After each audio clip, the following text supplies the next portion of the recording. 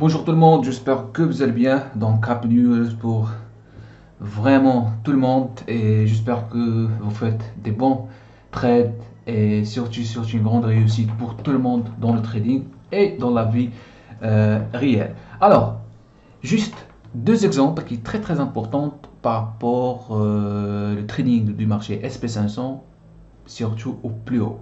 D'accord? Donc, vous savez, dans le plus haut et le plus bas, il existe plusieurs opportunités. D'accord? Plusieurs opportunités.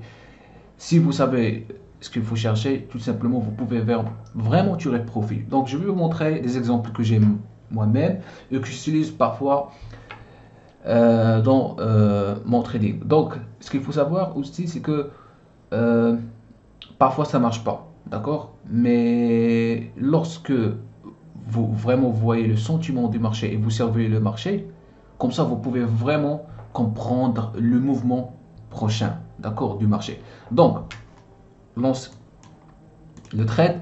Donc, comme vous voyez ici, donc pour vous expliquer la situation, ici on est plus haut, d'accord, sur le carnet d'ordre au prix de 3969.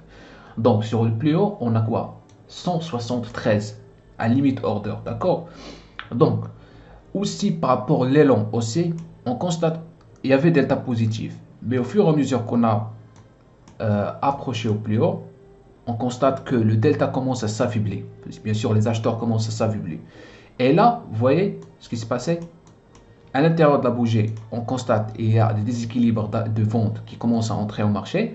Et en plus de ça, le delta qui a changé. Donc, tout simplement, ça nous montre vraiment une réaction du marché. Donc, on a mis un limit order sur le prix de 3968, à savoir que vous avez le limit order qui est là, ou bien l'institutionnel qui est là, mais il ne faut pas vraiment mettre votre ordre à côté de lui, ou bien sûr. Il faut vraiment laisser un peu de l'espace. Pourquoi? Parce que vraiment, le limit order, il a énormément des ordres. Donc, il ne va pas vraiment exécuter tous ses ordres à ce niveau du prix. Il va exécuter au prix qui est bas, au prix encore qui est dessous. Donc, vraiment, il ne faut pas toujours mettre limit order à côté de lui. J'espère que vous m'avez compris. Donc, tout simplement ici, on a mis le limit order. Et là, vous allez voir la réaction du prix.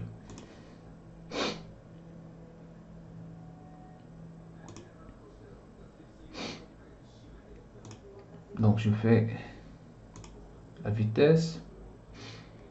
À savoir que ça, c'est la session européenne. Donc, c'est normal que vous allez voir les mouvements du marché en retard. Ah, pardon, il n'y a pas de volatilité.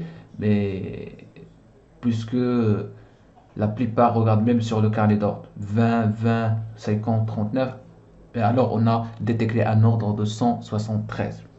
Donc là, vous allez voir la réaction du marché. Une fois on arrive au plus haut, il y avait un limit order, c'était un big order bien sûr. Et directement, on a eu une réaction du marché. Donc toujours, ce qu'il faut savoir aussi, c'est pas toujours le marché va vous donner les ticks que vous voulez. 60 ticks, 30 ticks, non. Ça dépend ce qui se passe au marché. Parce que parfois, si vous voyez un intervenant, même au niveau des points d'entrée, il faut sortir. D'accord?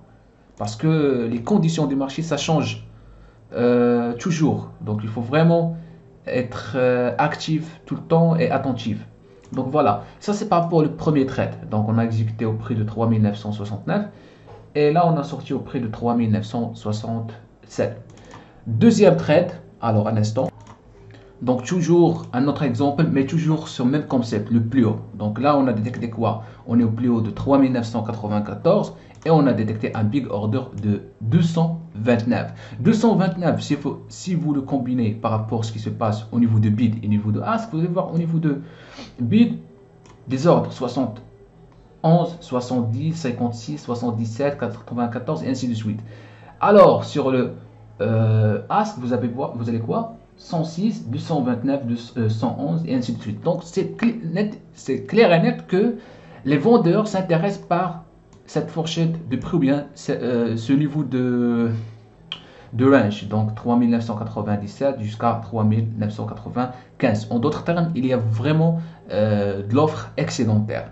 Donc ce qui va se passer tout simplement, lorsqu'on va mettre un limit order à ce niveau de prix, 3994. On a exécuté. On a mis tout simplement le stop loss derrière le 213. Vous le voyez déjà ici. Et là, vous allez voir la réaction du marché. Donc, à savoir que ça, c'est pas une stratégie. D'accord? Ça, c'est une lecture pure des carrés d'ordre et de footprint.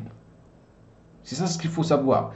Mais c'est pas pour le day trading, mais c'est pour le scalping. C'est-à-dire, si vous avez un compte de balance de 100 000 ou bien de 50 000, vous pouvez entrer avec 3 ticks, 4 ticks, easy de faire 500 dollars.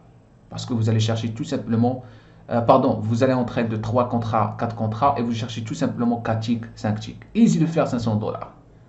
Mais pour le day trading, c'est pas la peine. Pour le day trading, il y a d'autres techniques à faire. D'accord? Donc là, vous allez voir, tout simplement, toujours le marché résiste un petit peu. Ce qui se passe dans cette situation, les acheteurs essayent de casser le plus haut, mais l'iceberg ici, ou bien le big order, absorbe le maximum. Même on constate le contrat se recharge sur le bid de 865. Vous le voyez? Et là, la réaction immédiate du marché. Voilà. Donc vous voyez, on a sorti tout simplement, on a cherché 4 ticks, 5 ticks. Donc, je répète, si vous avez un capital, même de 10 000 et vous pratiquez et vous tradez sur un compte, et vous tradez, pardon, sur un compte c'est pas un standard, mais un compte de micro. C'est-à-dire, vous pouvez entrer à des contrats micro, bien sûr, c'est pas mini.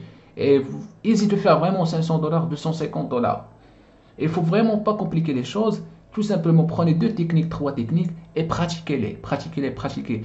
C'est une question vraiment de discipline, de la psychologie, d'habitude, d'exercer vraiment les caractéristiques d'un trader comme vraiment contrôle de self ou bien contrôle de soi et ne pas essayer de trader à chaque fois le marché fait un mouvement haussier ou bien un mouvement baissier. Non.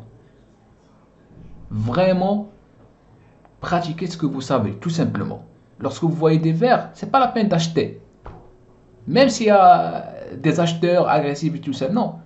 Il faut vraiment pratiquer ce que vous savez. D'accord? Donc voilà, ça c'est par rapport aux 2 vidéos concernant le plus haut. Et on se revoit à la prochaine. Merci beaucoup.